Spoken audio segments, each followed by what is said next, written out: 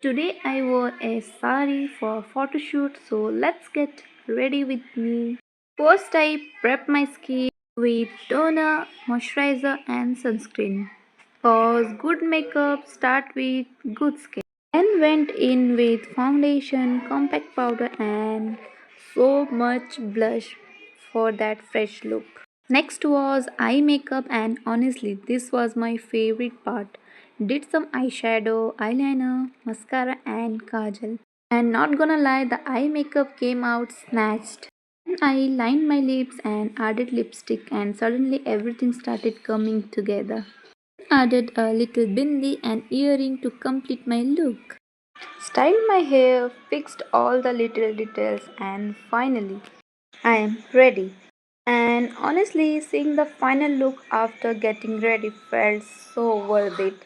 So, see you in next diary. Bye bye. Follow for more.